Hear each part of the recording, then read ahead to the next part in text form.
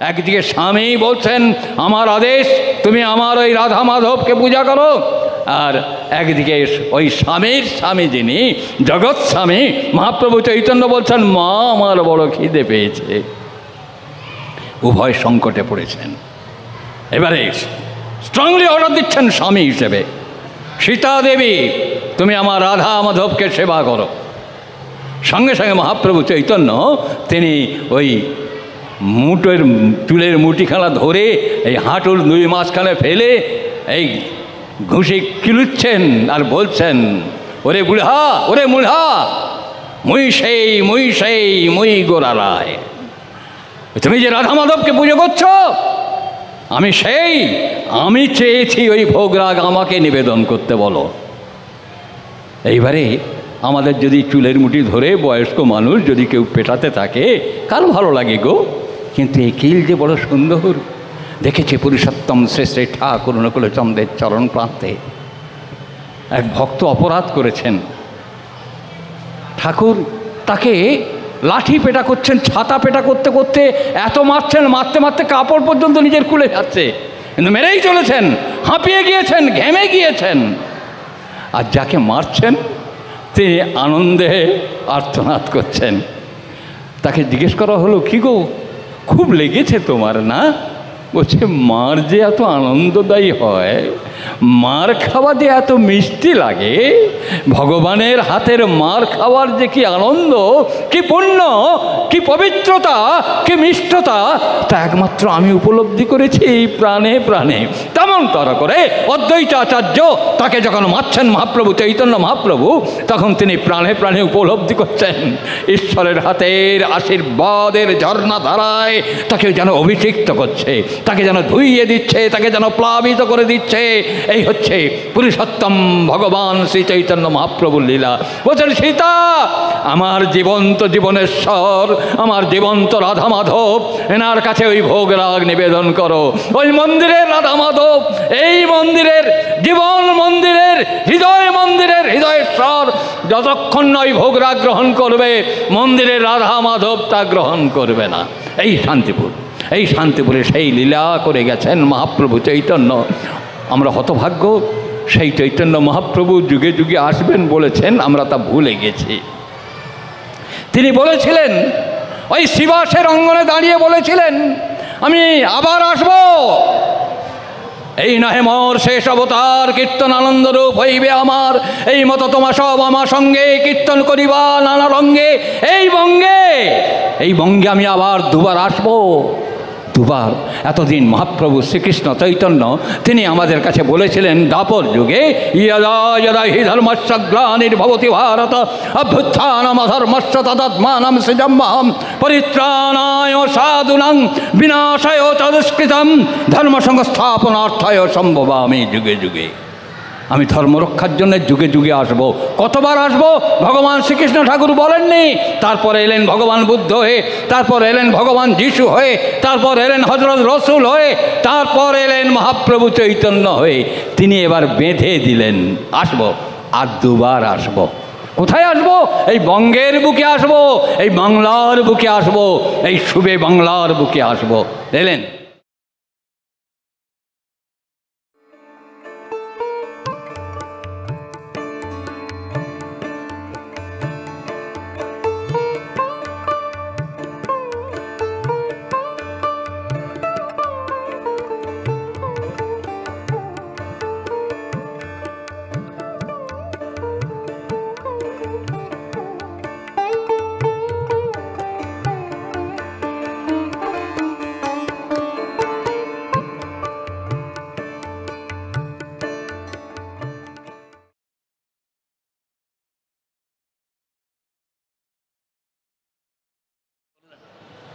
এবার আমাদের বিশিষ্ট বক্তা বাগ্মী শ্রী সম্পদ নারায়ণ বন্দ্যোপাধ্যায়, তিনি এই সৎসঙ্গ জগতের একজন বিশাল কর্মী। আজকে এখন তিনি আলোচনা করবেন, আপনারা শুনুন, খুব ভালো লাগবে। ওনার আলোচনা প্রত্যেকটা মানুষেরই মন জয় করে। এখন তিনি বলবেন শ্রী সম্পদ নারায়ণ বন্দ্যোপাধ্যায় মহাশয়। জয় গুরু। Hello hello hello hello hello hello. ইয়ং প্রাণবল্লভম চিদম্বরম শুভবর্ধনম প্রেম প্রজ্ঞা বিভূষণম বন্দে জীবন জীবনম সৎপুরুষম বন্দেহং শ্রী শ্রী ঠাকুর নকুলচন্দ্রম। আজকের এই সান্ধ্য সাধারণ সভার সভাপতি আমার শ্রদ্ধেয় বরেণ্য সুবোধ বিশ্বাস মহোদয়, তাঁর প্রতি আমার শ্রদ্ধা জ্ঞাপন করে আজকের এই সভায় উপস্থিত আছেন সংঘের সাধারণ সম্পাদক শ্রী শুভজিৎ পালিত, অনেক ঋত্বিক অধৈর্য যাজক উদ্গত মণ্ডলী, আমার কল্যাণময়ী মাতৃমণ্ডলী। আজকের এই শান্তিপুর ভক্তিতীর্থ শান্তিপুর, ভগবানের বিচরণ ক্ষেত্র এই শান্তিপুর, ভগবানকে আনার সাধনা তৎপর মহাসিদ্ধ তাপস অদ্বৈত আচার্যের শান্তিপুর। হিমালয় পাহাড়ে বনে জঙ্গলে সাধন তপস্যায় চিরন্তনী রত ছিলেন যিনি রামকৃষ্ণের শ্রীচরণ ধন্য বিজয় কৃষ্ণ গোস্বামীর শান্তিপুর, যিনি হিমালয়ের ওই মহাজঙ্গলের মধ্যে যখন অগ্নি কাণ্ডের মধ্যে তিনি পড়ে গিয়েছেন, হা কৃষ্ণ রক্ষা করো ত্রাহিমাং পুণ্ডরীকাক্ষ সর্বপাপ হরহরি, এই বলে যিনি যখন আর্তনাদ করছেন, তার তপস্যা ভঙ্গ হয়ে গেছে, চারিদিকে আগুন লেগে গিয়েছে। সে আগুন, জঙ্গলের আগুন লাগলে নেভানো যায় না, সেই আগুন লেগেছে।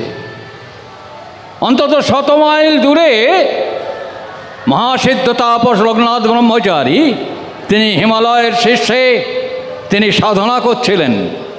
তিনি ধ্যান নেত্রে দেখতে পেয়েছেন তাঁরই মতো একজন সাধক ঋষি বিজয় কৃষ্ণ গোস্বামী, তিনি আগুনের মধ্যে পড়ে গিয়েছেন। সে আগুন থেকে রক্ষা করা যাবে না, চারিদিকে আগুন জ্বলছে জঙ্গলে।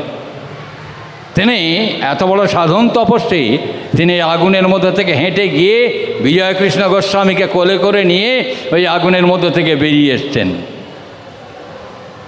এমনতর সঙ্গ করেছেন। এই অদ্বৈত আচার্যের বংশধর তিনি, এই শান্তিপুর, তাঁর চরণধূলি রঞ্জিত এই শান্তিপুর। সেই বিজয় কৃষ্ণ গোস্বামী দক্ষিণেশ্বরে ঠাকুর রামকৃষ্ণের দরবারের দরবারই হয়েছেন। ঠাকুরকে বিভিন্ন প্রশ্ন করছেন, ঈশ্বর তত্ত্ব, সাহিত্য, দর্শন, বিজ্ঞান, বিভিন্ন শাখা নিয়ে প্রশ্ন করতে করতে 3-4 দিন 5 দিন 7 দিন পুরুষোত্তম চরণ প্রান্তে তিনি জীবন ধারণ করে সেখান থেকে যখন বেরিয়ে আসছেন, তখন তাকে জিজ্ঞাসা করা হলো, আপনি এতদিন এত তপস্যা, এত সাধনা, এত সিদ্ধি লাভ করে আপনি বহু সাধু সঙ্গ করেছেন, ত্রৈলঙ্গ স্বামী থেকে আরম্ভ করে লোকনাথ ব্রহ্মচারী থেকে আরম্ভ করে এই মহাসিদ্ধ তাপসদের সঙ্গ করেছেন। আজকের ঠাকুর রামকৃষ্ণের দরবারি হয়ে দক্ষিণেশ্বরে রামকৃষ্ণের সঙ্গ করলেন, কেমন সঙ্গ হলো? তার উত্তরে এই শান্তিপুরের বিজয় কৃষ্ণ গোস্বামী যে উত্তর দিয়েছিলেন, আজকের আমরা এখানে শান্তিপুরের অধিবাসী বৃন্দ যারা উপস্থিত আছি, আমরা নিজেকে পুণ্যবান বলে মনে করি। এই মহাতীর্থে যারা জন্মগ্রহণ করেছে, এই মহাতীর্থে যারা নিত্য বিচরণ করছে, তাদের চরণে আমি প্রণিপাত জানাই। কারণ আপনারা এই সিদ্ধ তাপসের রক্তধারা বহন করছেন, তাদের চরণ রঞ্জিত ধুলো কণা আপনাদের অঙ্গে ছুঁয়ে ছুঁয়ে যাচ্ছে। আপনাদের সঙ্গ করতে পেরে আমি নিজেকে ধন্য বলে মনে করছি। কি উত্তর দিয়েছিলেন বিজয় কৃষ্ণ গোস্বামী? শোনো, আমি সারা পৃথিবীর বিভিন্ন সাধক, সিদ্ধ, তপস্বী সবাইকে দেখেছি। আমি মহাসিদ্ধ তাপস যিনি আমার জীবন রক্ষা করেছেন, লোকনাথ ব্রহ্মচারী, তাঁর সঙ্গ করেছি, তৈলঙ্গরার স্বামীর সঙ্গ করেছি, আরও আরও মহাসিদ্ধ তাপসদের দেখেছি এই নয়ন ভরে। কি দেখেছি জানো? কোথায় 1 পয়সা, কোথায় 2 পয়সা, কোথায় 1 আনা, কোথায় 6 পয়সা, বড় জোর 2 আনা পর্যন্ত আমি দেখেছি। 2 আনা পর্যন্ত পূর্ণ মানুষ দেখেছি। আর এখানে এসে কি দেখলাম জানো? 16 আনায় পূর্ণ শ্রীরামকৃষ্ণ। এখানে এসে কি দেখলাম জানো? 16 আনায় পূর্ণ শ্রীরামকৃষ্ণ। এই রামকৃষ্ণের দরবারি হয়েছিলেন এই এখানকারই মহান সাধক বিজয়কৃষ্ণ গোস্বামী। এই মঞ্চে আজ থেকে প্রায় 32-35 বছর আগে আমার এই শ্রদ্ধেয় শুভ বিশ্বাসদা, তাঁরই পরিচালনায় স্বর্গীয় ঠাকুর অনুকূলচন্দ্রের লীলা পার্ষদ প্রবোধচন্দ্র মিত্রদা, বরেণ্য ধারাভাষ্যকার, রেডিওর যিনি আকাশবাণী কলকাতায় বলতেন দেবদুলাল বন্দ্যোপাধ্যায়, তাঁর বরদা দুর্গাদুলাল বন্দ্যোপাধ্যায় এই মঞ্চে উপস্থিত ছিলেন আজ থেকে 30-35 বছর আগে। সেইবার আমি এই মঞ্চে ছিলাম। এত বছর পরে আবার আপনাদের সঙ্গে মিলিত হলাম এই মঞ্চে। তখন বহু সাধক সিদ্ধ জ্ঞানী গুণী বিদ্বান বুদ্ধিমান পণ্ডিতদের সঙ্গ করার সৌভাগ্য আমার হয়েছে। আর আজকের আমি দেখলাম আমার কল্যাণময়ী মাতৃমণ্ডলী তারা পুরুষোত্তমের আরাধনা করেছেন তাদের সঙ্গীত সুধা রসের মধ্যে থেকে। এখানে দেখেছি আমার বাচ্চা মেয়েগুলো তারা তাদের ওই শিক্ষিকার সঙ্গে এখানে আবৃত্তি পরিবেশন করেছেন। আমি দেখেছি যে হাত দিয়ে তিনি অপারেশন করেন সেই হাতের সুন্দর আঙুলের ফাঁকে ফাঁকে ফুঁ দিয়ে সুরের লহরী বইয়ে দিয়েছেন ওই আর বাঁশির মধ্যে থেকে, বাঁশের বাঁশির মধ্যে থেকে, যে বাঁশের বাঁশি নিত্য ভগবান শ্রীকৃষ্ণের বাঁশি বাজত। আর সেই বাঁশিতে কি বলতো গো? রাধা রাধা রাধা রাধা। কৃষ্ণের বাঁশিতে ওই সপ্ত সুরের মধ্যে থেকে একটাই শব্দ তরঙ্গ বের হতো, রাধা রাধা রাধা রাধা। রাধা ছাড়া তিনি কিছু বুঝতে পারতেন না। আজকের এই শান্তিপুরে রাধা কৃষ্ণের মন্দির আছে। আমি গিয়েছি, ওখানে রাধারমণ গোস্বামী বলে একজন ইয়াং ম্যান ছিল না কি একজন ছিল, রাধারমণ গোস্বামী না কি যেন নাম, ওই বড় বৈষ্ণব বাড়িতে যিনি অদ্বৈত পাঠ, হ্যাঁ অদ্বৈত পাঠে। আমি ওদের সঙ্গে গিয়েছি, আমার এই সুভদ্রার সঙ্গে ছিলেন, ওখানে সৎসঙ্গ করেছি। সেখানে রাধাকৃষ্ণের মন্দির দেখেছি। আর সেই মন্দিরে আসছেন কে? ভগবান মহাপ্রভু চৈতন্য কীর্তন করতে করতে নবদ্বীপ থেকে এসছেন। আর সেই কীর্তন করতে করতে আসছেন রাধা বল রাধা বল, হরে কৃষ্ণ বলতে বলতে আসছেন। আর এসে যখন প্রবেশ করেছেন, আর তখন সীতা দেবী অদ্বৈত আচার্যের স্ত্রী, তিনি এত বড় বিশাল থালায় করে 50 ব্যঞ্জন রান্না করে তিনি ওই রাধা কৃষ্ণের ভোগ দিয়ে যাচ্ছেন, রাধা মাধবের ভোগ দিতে যাচ্ছেন। আর সেই ভোগ দিতে যখন যাচ্ছেন, রাধা মাধবের মূর্ত না, রাধা মাধবের পূর্ণ অবয়ব যিনি পুরুষোত্তম শ্রী চৈতন্য মহাপ্রভু, তিনি এসে বলছেন, মা আমার বড় খিদে পেয়েছে, আমাকে খেতে দে মা, আমাকে খেতে দে।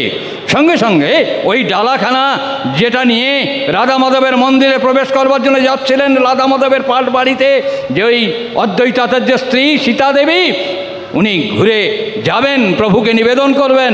সঙ্গে সঙ্গে অদ্বৈত আচার্য বারান্দায় বসে বলছেন, এই শোনো, আমার প্রভুকে আগে দাও, রাধা মাধবকে আগে ভোগ দাও, স্বামীর আদেশ তুমি পালন করো।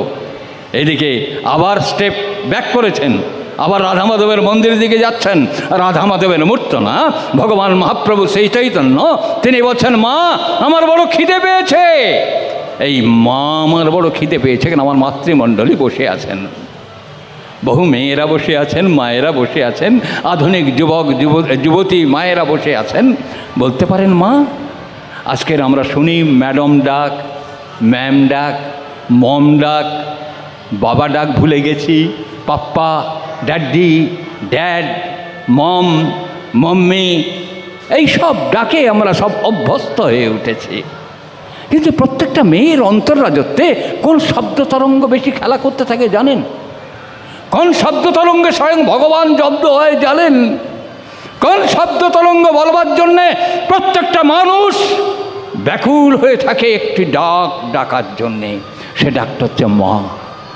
আর এই মা ডাক শোনার জন্যে প্রত্যেকটা মেয়ে, এমনকি বারবারিতা পর্যন্ত তারা শুনতে চায় ওই মা ডাক, ওই মা সুর, ওই একটি মাত্র শব্দ তরঙ্গ প্রত্যেকটা হৃদয়ে হৃদয়ে সঞ্চারিত করে প্রত্যেকটা মেয়ের মধ্যে তাদের মাতৃত্বের উদ্বোধন করে, মাতৃত্বের জাগরণ করে।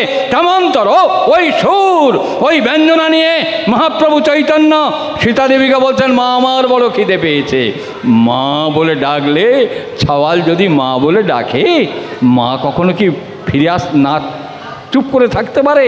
কিন্তু স্বামীর আদেশ, একদিকে স্বামী বলছেন আমার আদেশ তুমি আমার ওই রাধা মাধবকে পূজা করো, আর একদিকে ওই স্বামীর স্বামী যিনি জগৎ স্বামী মহাপ্রভু চৈতন্য বলছেন মা আমার বড় খিদে পেয়েছে। উভয় সংকটে পড়েছেন। এবারে স্ট্রংলি অর্ডার দিচ্ছেন স্বামী হিসেবে, সীতা দেবী তুমি আমার রাধা মাধবকে সেবা করো। সঙ্গে সঙ্গে মহাপ্রভু চৈতন্য তিনি ওই মুটোর চুলের মুঠিখানা ধরে এই হাঁটুর দুই মাঝখানে ফেলে এই ঘুষি কিলুচ্ছেন আর বলছেন, ওরে বুড়া, ওরে মুড়া, মুই সেই মুই গোড়ালায়, তুমি যে রাধা মাধবকে পুজো করছো আমি সেই, আমি চেয়েছি ওই ভোগরাগ আমাকে নিবেদন করতে বলো। এইবারে আমাদের যদি চুলের মুঠি ধরে বয়স্ক মানুষ যদি কেউ পেটাতে থাকে, কার ভালো লাগে গো? কিন্তু এই কিল যে বড় সুন্দর, দেখেছি পুরুষোত্তম শ্রী শ্রী ঠাকুর অনুকূলচন্দ্রের চরণ প্রান্তে এক ভক্ত অপরাধ করেছেন। ঠাকুর তাকে লাঠি পেটা করছেন, ছাতা পেটা করতে করতে এত মারছেন, মারতে মারতে কাপড় পর্যন্ত নিজের খুলে যাচ্ছে, কিন্তু মেরেই চলেছেন, হাঁপিয়ে গিয়েছেন, ঘেমে গিয়েছেন। আর যাকে মারছেন তিনি আনন্দে আর্তনাদ করছেন। তাকে জিজ্ঞেস করা হলো, কি গো খুব লেগেছে তোমার না? বলছে মার যে এত আনন্দদায়ী হয়, মার খাওয়া যে এত মিষ্টি লাগে, ভগবানের হাতের মার খাওয়ার যে কি আনন্দ, কি পুণ্য, কি পবিত্রতা, কি মিষ্টতা, তা একমাত্র আমি উপলব্ধি করেছি এই প্রাণে প্রাণে।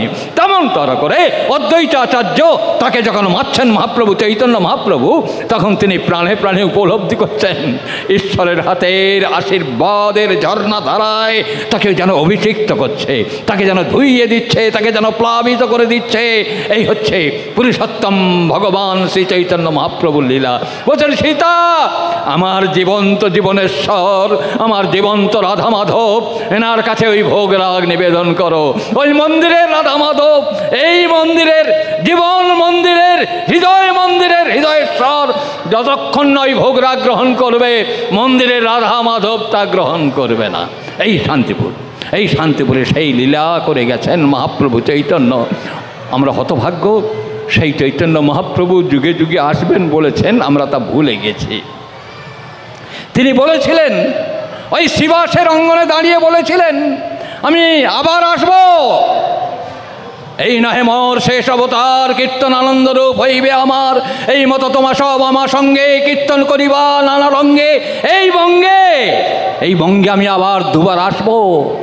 দুবার এতদিন মহাপ্রভু শ্রীকৃষ্ণ চৈতন্য তিনি আমাদের কাছে বলেছিলেন দ্বাপর যুগে, ইয়দা যদা হি ধর্মস্য গ্লানির্ভবতি ভারত অভ্যুত্থানমধর্মস্য তদাত্মানম সৃজম্যহম পরিত্রাণায় সাধুনাং বিনাশায় চ দুষ্কৃতম ধর্ম সংস্থাপনার্থায় সম্ভবামি যুগে যুগে। আমি ধর্ম রক্ষার জন্য যুগে যুগে আসব। কতবার আসব ভগবান শ্রীকৃষ্ণ ঠাকুর বলেননি। তারপর এলেন ভগবান বুদ্ধ হয়ে, তারপর এলেন ভগবান যিশু হয়ে, তারপর এলেন হযরত রসুল হয়ে, তারপর এলেন মহাপ্রভু চৈতন্য হয়ে। তিনি এবার বেঁধে দিলেন আসব, আর দুবার আসব। কোথায় আসব? এই বঙ্গের বুকে আসব, এই বাংলার বুকে আসব, এই শুভে বাংলার বুকে আসব। এলেন কামারপুকুরে রাঢ়ী শ্রেণী ব্রাহ্মণ ঘরে, চাটুর্য বামুন ঘরে ঠাকুর রামকৃষ্ণ পরমহংসদেব আবির্ভূত হলেন। আবির্ভূত হয়ে জানেন ওই মধুর ডাক, মায়েরা কলসি করে জল আনছেন, মায়েরা দুধ নিয়ে যাচ্ছেন, ও মা আমাকে একটু দুধ দেবা, এই মা ডাক, এই মা ডাক যেন ভগবানরা এসে শিখিয়ে দেন আমাদের। আমরা ভুলে যাই মার পাশে ঘি দিয়ে ভাবতে আমরা ভালোবাসি। মা ডাক যখন ভুলে যাই, দুনিয়ার বুকে অবতীর্ণ হল এই ভগবানরা, তারা এসে বলে, ওরে মা, প্রত্যেকটা মেয়ে যে তোর মায়ের বিভিন্ন রূপ, প্রত্যেকটা মেয়ে যে জগজ্জননী দুর্গা, এই রূপটা তিনি আমাদের শিখিয়ে দেন। যেমন করে মহাপ্রভু চৈতন্য এই মা ডাক দিয়ে শিখিয়ে দিয়েছিলেন, তেমন করে ঠাকুর রামকৃষ্ণ পরমহংসদেব এই দক্ষিণেশ্বরে এসে শুধু মা মা মা মা করে গেলেন, মা মা করে গেলেন, তবুও মাতৃত্বের জাগরণ হলো না। সারদা দেবী তাকে দেখে ভক্তেরা জিজ্ঞেস করছে, সারদা মা নিজেই জিজ্ঞেস করছেন, হ্যাঁ গো, তুমি আমাকে কেমন দৃষ্টিতে দেখো গো? রামকৃষ্ণকে জিজ্ঞেস করছেন তাহার সহধর্মিণী সারদা দেবী, হ্যাঁ গো, তুমি আমাকে কেমন দৃষ্টিতে দেখো গো? ঠাকুর রামকৃষ্ণ তার উত্তরে বলছেন, ওই ওই ভবতারিণী মন্দিরের মা যেমন, যে মা তুমি আমার কাছে, এই সারদা সুন্দরী সেই মা, ওই ভবতারিণী মা আর তোমার মার মধ্যে কোনো বিভেদ নেই। পুরুষোত্তম শ্রী শ্রী ঠাকুর অনুকূলচন্দ্র তাঁর সত্যানুসরণ গ্রন্থে একটু আগে পাঠ করেছেন। তিনি বলছেন, ওরে প্রত্যেক মেয়েই তোর মায়ের বিভিন্ন রূপ, প্রত্যেকটা মেয়েই যে জগজ্জননী দুর্গা। আজকের আমরা কয়েকদিন পরে দুর্গা পুজো করব। আসছে দুর্গা মা আমার হেঁটে আসছে, আমাদের কাছে আসবে, কিন্তু আমার এই জগজ্জননী দুর্গারা তারা দেখতে যাবে বিভিন্নভাবে সাজুগুজু করে, ওই মাটির দুর্গা দেখতে যাবে। হায় কপাল! আমাদের কবি নজরুল লিখেছিলেন, ঘরের প্রতিমা পুজিস রে তোরা, মাকে তো তোরা পুজিস না। আমার ঘরের জননী বৃন্দকে আমরা কেউ পুজো করি না গো। আমাদের শেখাই আমরা ওং মাতৃদেব ভব, পিতৃদেব ভব, আচার্য দেব ভব। আমরা শিখিয়েছি পিতা স্বর্গ, পিতা ধর্ম, পিতা ধর্ম, পিতহি পরমন্তপ, পিতরি প্রীতিমাপন্নে প্রিয়ন্তে সর্বদেবতা, জননী জন্মভূমিশ্চ স্বর্গাদপি গরীয়সী। আমরা শিখিয়েছি, কিন্তু মা বলে পুজো করতে শেখাইনি। পুরুষোত্তম শ্রী শ্রী ঠাকুর অনুকূলচন্দ্র তিনি কি অপূর্ব রস ছড়িয়ে দিলেন প্রত্যেকটা বাচ্চা কাচ্চার মধ্যে। বলে, এই তোর মা, আগে তোর মাকে প্রণাম কর, প্রণামী দিয়ে প্রণাম কর। বাচ্চা ছেলেদের এবারে গর্ভধারিণী জননী শেখাচ্ছেন, কি অপূর্ব। আজকের মায়েরা আমার, আপনারা এসে আবৃত্তি করেছেন, গান করেছেন, অনেক গুণান্বিতা আপনারা, কিন্তু আপনারা কয়েকটা ট্রিক শিখে যান।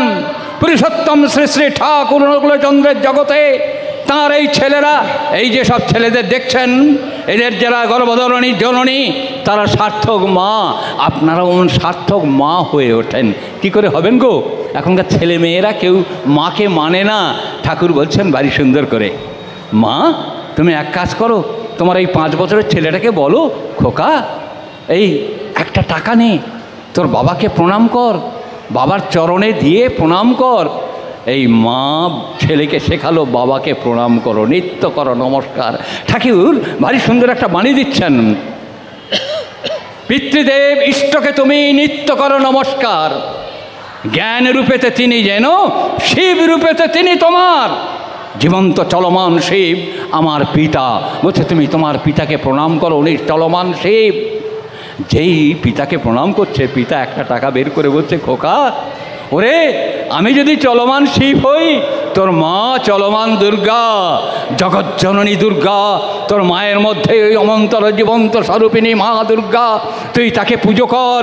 এই একটা টাকা চরণতলে দিয়ে প্রণাম করে বল, মা তুমি এটা গ্রহণ করো।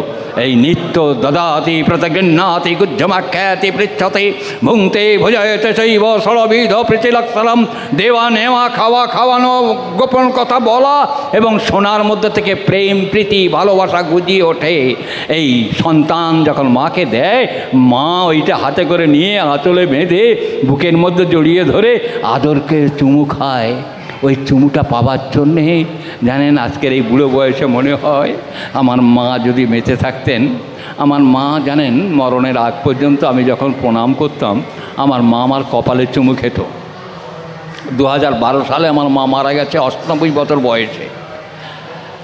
আমার বাবাকে আমি যখন প্রণাম করতাম, আমার যখন 35 বছর বয়সে আমার বাবা চলে গেছেন আমাকে ছেড়ে, আপনারা বিশ্বাস করবেন না, আমার বাবা কিন্তু রাত 12টায় 1টায় যখন গিয়ে ঢুকতাম, বাবাকে একবার প্রণাম করতাম। বাবা মশারির মধ্যে শুয়ে থাকতেন, এই মশারির মধ্যে থেকে হাতটা বাড়িয়ে আমাকে নিয়ে মুখ ভর্তি করে দাঁত নেই লালা দিয়ে চুমু দিয়ে ভরিয়ে দিতেন।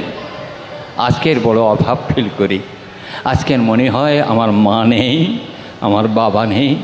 আজকের পুরুষোত্তম চরণতলে এসে আমার মনে হয় আপনাদের মা বলে ডেকে আপনাদের এই মাতৃত্বের উচ্ছল আনন্দ, উচ্ছল আশীর্বাদ আমি মাথা পেতে নিই। মনে হয় আমার মায়ের স্বাদ গ্রহণ করি। কোন সাহিত্য, কোন দর্শন, কোন শিক্ষা, কোন বিজ্ঞান এমনতর করে প্রত্যেকটা ছেলের জীবনে মা রথ তুলবে, সেটা পুরুষোত্তম শ্রী শ্রী ঠাকুর অনুকূলচন্দ্র তুলেছেন।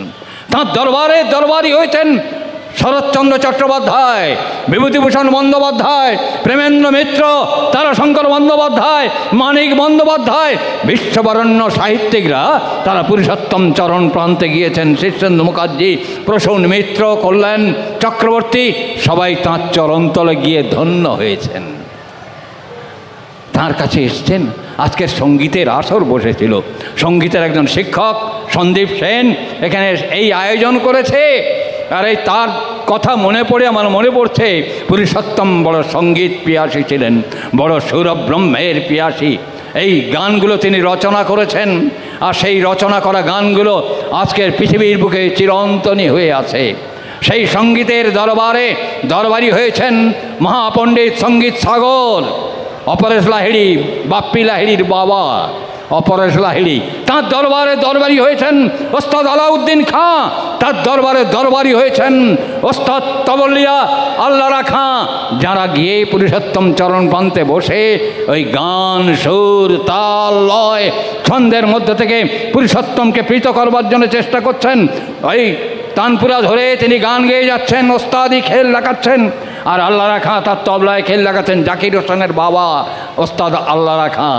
এই আল্লাহরা খাঁ বাজাচ্ছেন এমন করে, আর ঠাকুর খাটে বসে আছেন, আর এই তামুক গড় গড় করে টানছেন, থায়ের ওপরে আঙুলটা দিয়ে এরকম করে টিম মারছেন, তালে তালে তাল দিচ্ছেন।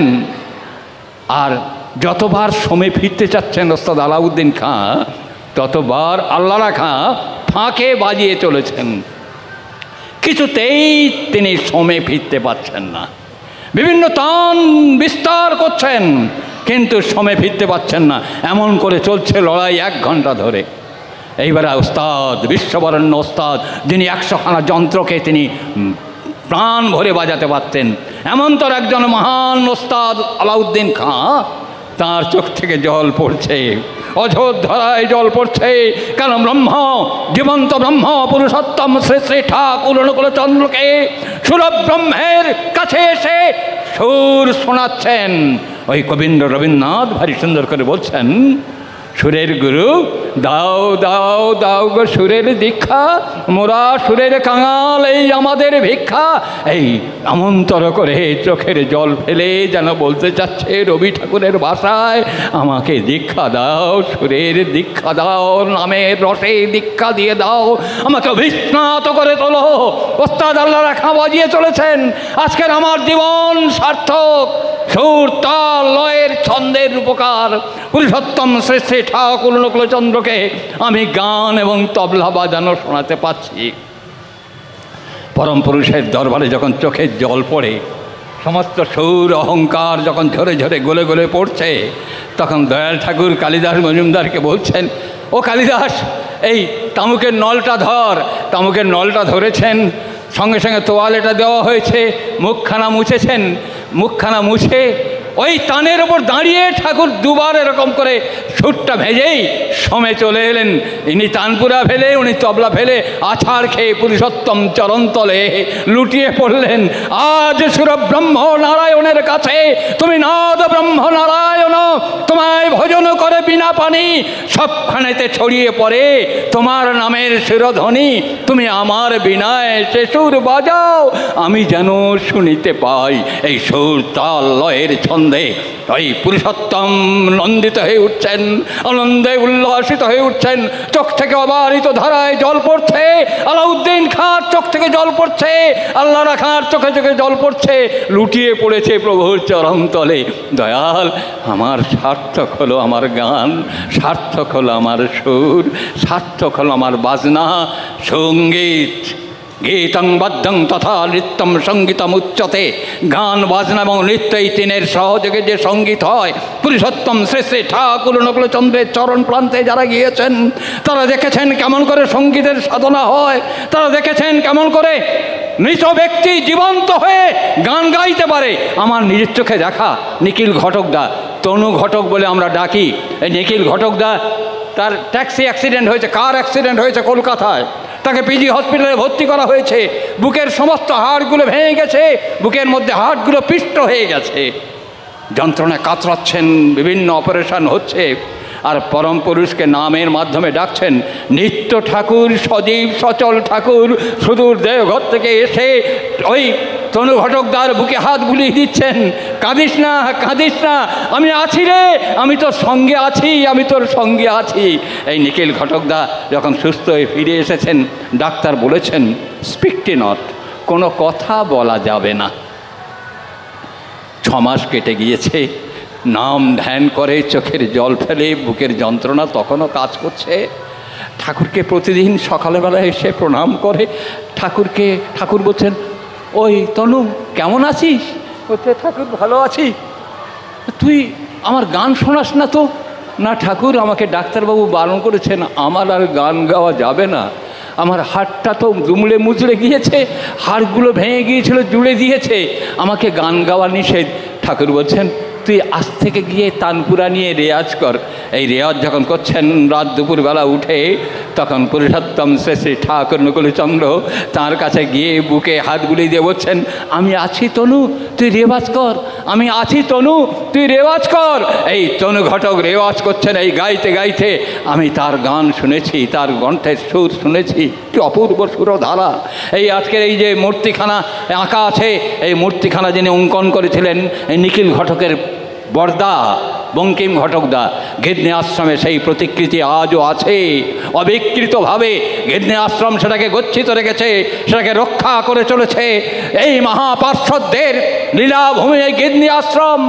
আমি দেখেছি সেখান থেকে কেমন করে প্রত্যেকটা মানুষ উদ্ভাসিত হয়ে ওঠে। আমার কল্যাণময় মাতৃমণ্ডলী, আমার দাদারা, মায়েরা, আপনারা যারা আছেন, আমার শ্রদ্ধেয় সুভদ্রা, আমার সন্দীপ সেন, তাপস এবং অন্যান্য গুরু ভ্রাতা সবাই মিলে, আমার মায়েরা সবাই মিলে আমি আপনাদের, আমাদের সঙ্গের সম্পাদক আছেন, তার হয়ে আপনাদের সবাইকে আহ্বান করছি, আগামী পূজা উৎসবে গিদনিতে যাবেন। একাদশী, দ্বাদশী, ত্রয়োদশী এই 3 দিন মহোৎসব উদযাপিত হবে। আপনাদের প্রত্যেকের ভালোবাসার অর্ঘ্য নিয়ে তাঁর চরণে নিবেদন করবেন, এই আহ্বান জানাই। আজকের এই যে মহতী মহোৎসব উদযাপিত হলো, আপনাদের প্রত্যেকের ভালোবাসা, শ্রদ্ধা, ভক্তি নিবেদন করলেন। আমার সন্দীপ আপনাদেরকে আহ্বান করে যে মঙ্গলিক বাসর বসিয়েছেন, আপনাদের মধ্যে যে মঙ্গল সুর বইয়ে দিয়েছেন, আমি প্রার্থনা করি সে সুস্থ সুন্দর জীবনের অধিকারী হয়ে উঠুক।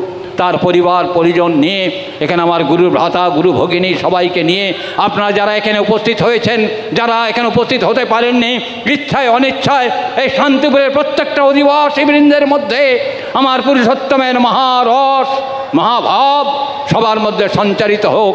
সবাই শুভে সুন্দরে সহবাস করুক, মঙ্গল সুন্দরে অভিগমন করুক, এই প্রার্থনা আমি পরমপিতার চরণে নিবেদন করে আমি আজকের এই আলোচনা সভায় আমি আলোচনা শেষ করছি। শ্রদ্ধেয় সভাপতি মহোদয় তিনি এই সভার তার ভাষণ দেওয়ার পরেই আমাদের সন্দীপ ভাই তার অনুষ্ঠান করবেন। জয় গুরু। জয় গুরু।